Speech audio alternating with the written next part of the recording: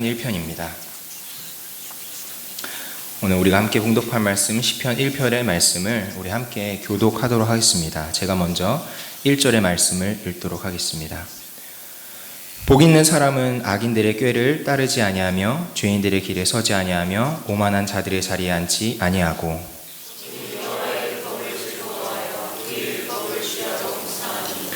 그는 시냇가에 심은 나무가 철을 따라 열매를 맺으며 그 잎사귀가 마르지 아니함 같으니 그가 하는 모든 일이 다 형통하리로다. 그러므로 악인들은 심판을 견디지 못하며 죄인들이 의인들의 모임에 들지 못하리로다. 함께 읽습니다. 무릇 의인들의 길은 여호와께서 인정하시나 악인들의 길은 망하리로다. 아멘. 여러분 깜짝 놀라셨죠? 네, 저도 깜짝 놀랐습니다.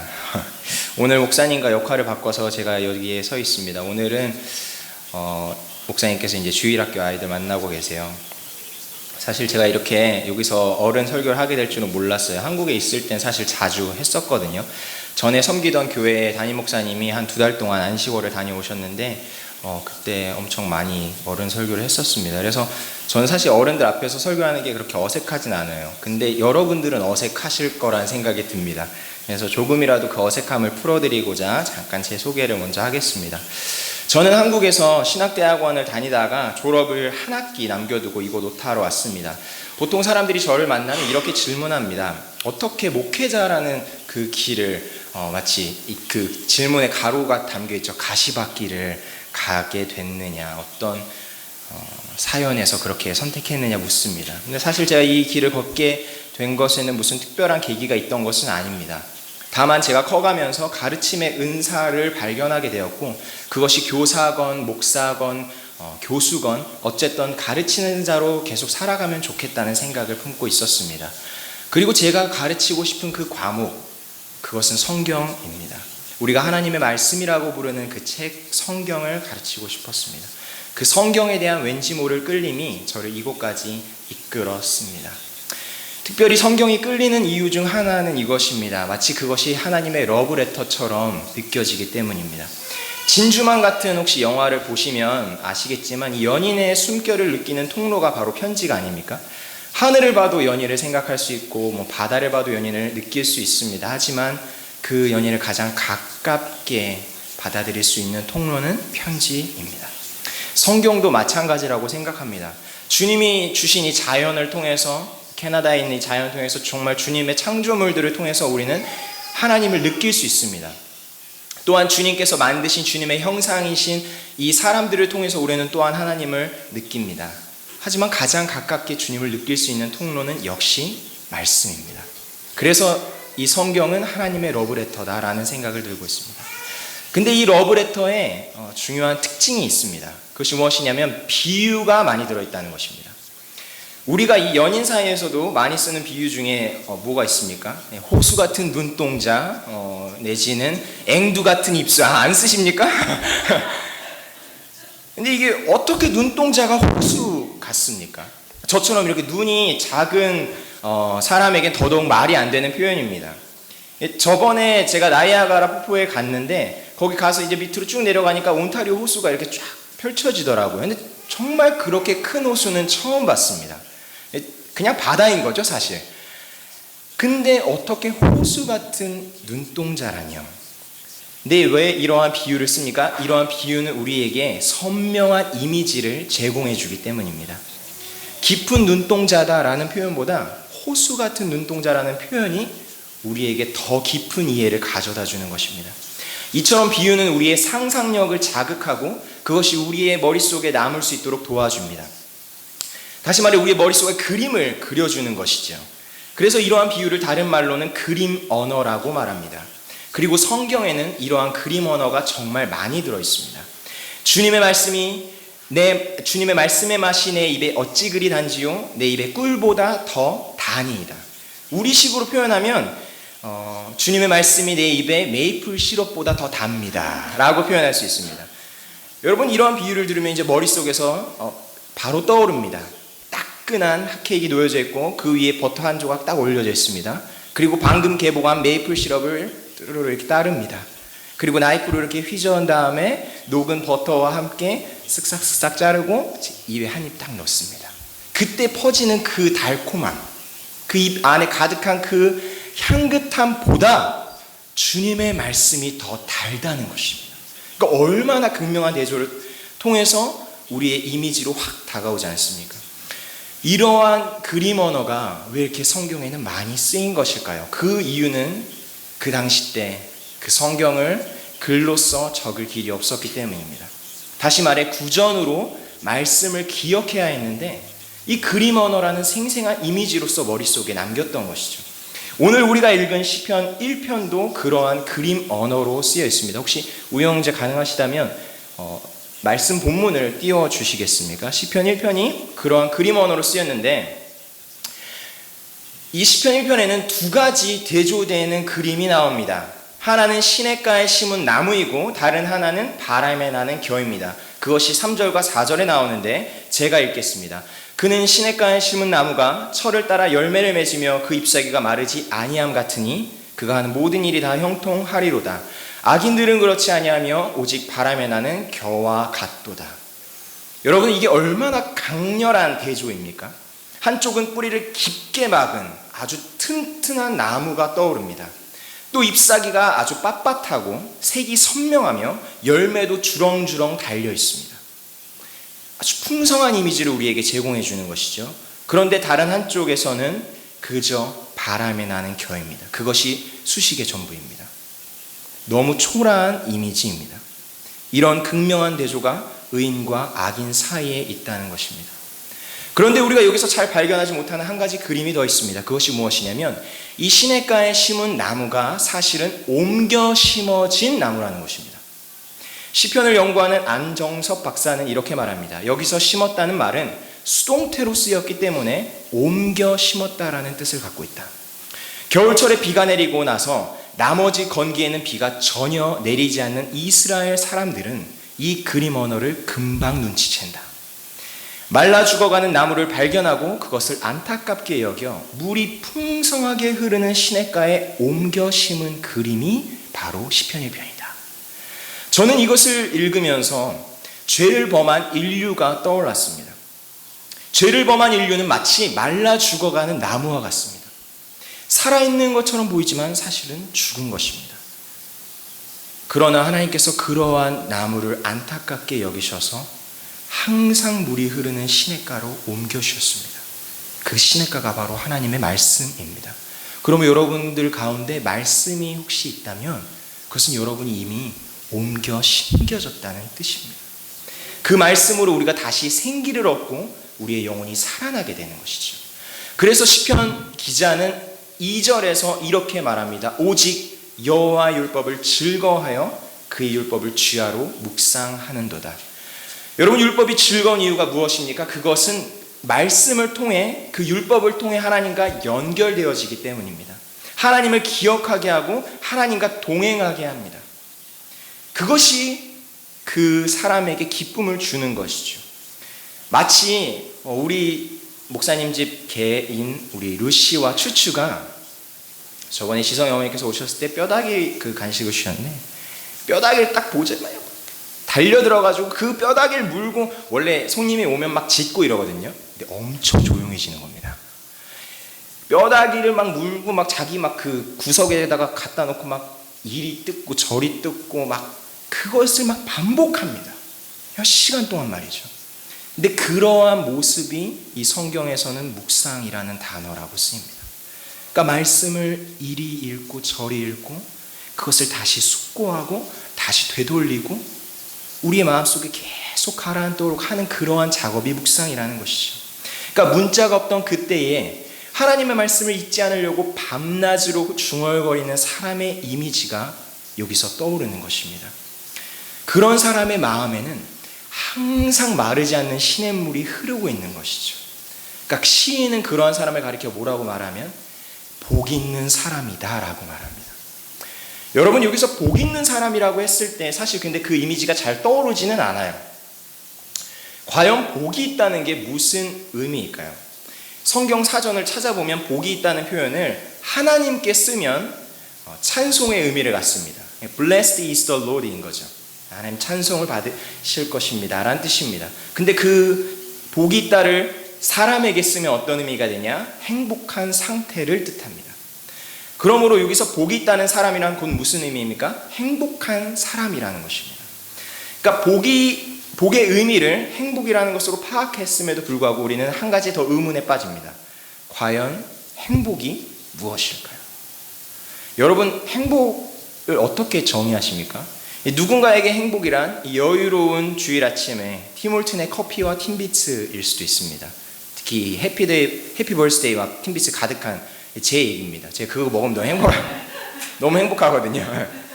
아니면 퀘벡과 같은 아주 아름다운 곳으로 여행을 가는 것이 행복일 수도 있고요. 아니면 밀리언네어가 되는 것이 행복일 수도 있습니다. 그런데 성경에서는 행복을 어떻게 정의할까요? 사실 성경에서 행복을 가장 잘 정의하고 있는 본문은 바로 마태복음 5장에 나오는 팔복입니다. 팔복의 내용을 기억하시는 분들은 아시겠지만 사실 그 모습은 우리가 보기에 그다지 행복해 보이는 모습은 아닙니다.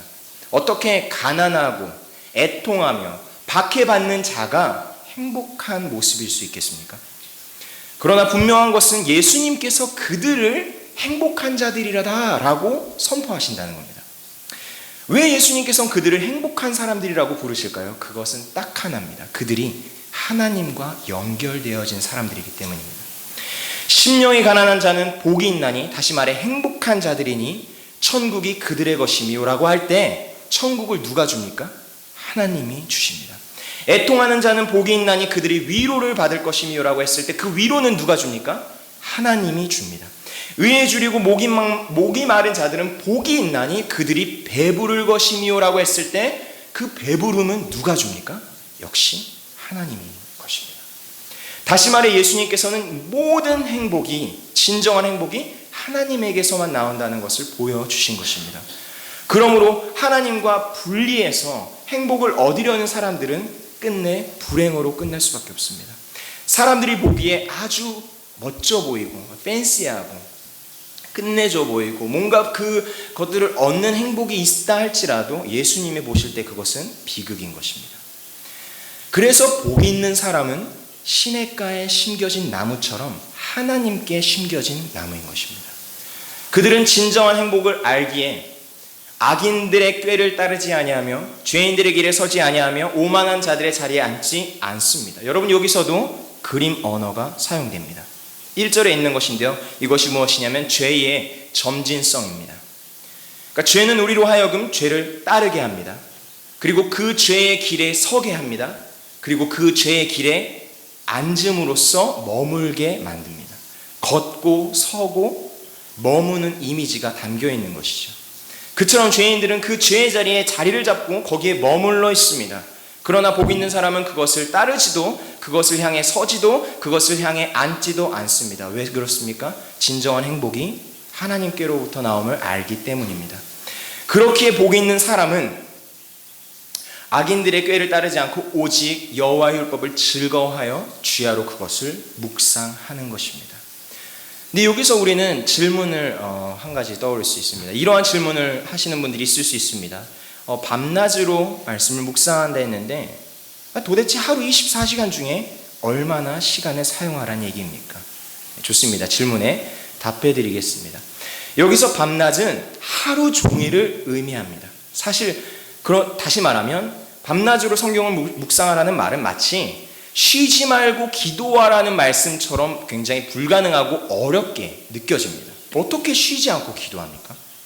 저는 이 말씀을 실제적으로는 이렇게 적용할 수 있습니다. 어떻게 적용하냐? 성경을 보지 않아도 그 말씀이 내 마음속에서 떠오를 정도의 시간을 투자해야 한다는 것입니다. 그러니까 이것은 사람에 따라서 달라질 수는 있습니다. 그래도 적어도 한 구절의 말씀이라도 하루 동안은 마음에 머물러 있을 정도의 시간은 투자해야 한다는 것입니다. 오늘 아까 우리 도서관에서 라니 어머니 잠깐 뵀는데요, 책을 읽고 계셨습니다. 근데 그 책을 읽는 가운데 어떤 얘기 하셨냐면 그 외국인 친구가 이런 얘기 했답니다. 자신이 좋아하는 책을 몇 번 읽어봤냐 물었는데 자기는 100번 읽었다고 하더라고요. 그러니까 자기가 좋아하는 책을 100번 정도 읽게 되면 어떻게 되냐면 그게 남습니다. 젖어버리는 것이죠. 그래서 우리도 이러한 방법을 사용할 수 있습니다. 어떻게 우리의 마음에 남기냐면 짧은 본문을 정하고 그것을 반복해서 읽는 것입니다. 그러면 그 어느 정도의 시간을 투자하고 나면 우리가 하루의 일상을 하는 가운데 계속 성경을 펼 수는 없지만 그 이미지와 그 말씀이 우리에게 담겨져 있음을 확인할 수 있습니다. 짧은 구절, 한 구절만 정해서 그것을 암송하더라도 그것이 가능해집니다. 사실 암송하지 않으면 금방 날아갑니다. 그런데 암송된 말씀은 우리의 마음속에 머물러 있고 마치 시냇물처럼 계속 흐르게 되는 것이죠. 그러니까 그렇게 마음속에 말씀이 차고 넘칠 때 거기서부터 우리는 기쁨과 힘을 얻게 되는 것입니다. 그 기쁨과 힘을 가장 잘 표현한 본문이 시편 119편입니다. 성경 퀴즈 대회에서 한 문제 알려드리겠습니다. 성경 가운데 가장 긴 본문이 어딜까요? 시편 119편입니다. 이 시편 119편이 제일 길어요. 172절 되는 그 엄청난 본문이 사실은 다 말씀에 관한 본문이고 사실 그 119편은 시편 1편에 관한 최고의 설교라고 할 수 있습니다. 그러니까 제가 지금 시편 1편을 가지고 설교하고 있는데 119편에 비하면 아무것도 아닙니다. 119편을 오늘이나 이번 주 동안에 한 번은 읽어보시기를 강력히 추천드립니다. 이제 결론의 말씀을 여러분께 드리겠습니다. 우리는 지금까지 시편 1편에 나타난 두 가지의 그림을 살펴왔습니다.